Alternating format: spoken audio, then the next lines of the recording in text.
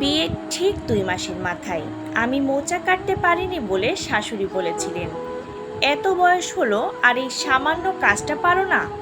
তোমার মা তোমাকে কোনো কাজই শিখিয়ে পাঠাননি?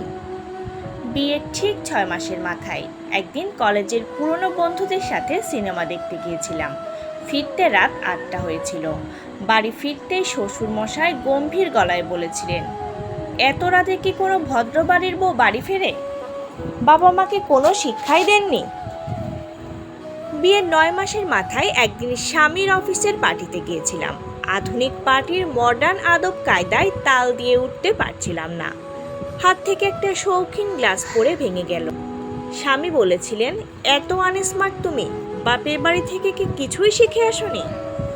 প্রথম প্রথম এই হেন কথায় খুব কষ্ট পেতাম।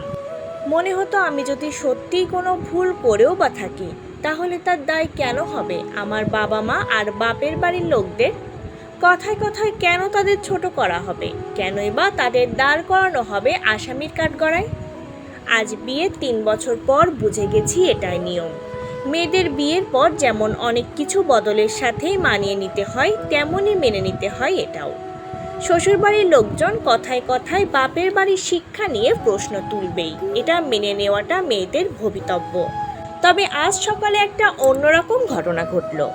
আমার ছোটদার বিদেশ থেকে আনা শোপিসটা হঠাৎ ভেঙে গেল তনুময়, মানে আমার স্বামীর ধাক্কা লেগে।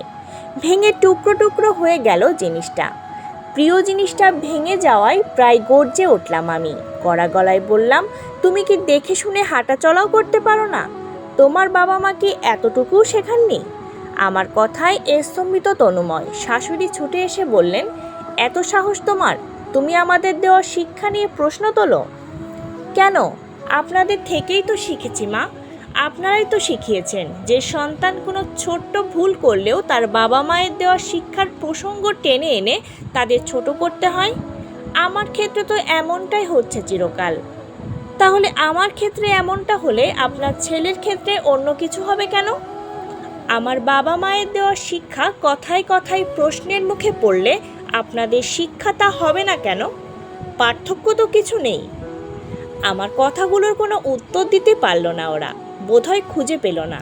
আমি ঘরে চলে এলাম। বাইরে ফিসফাস চলছে টের পাচ্ছি।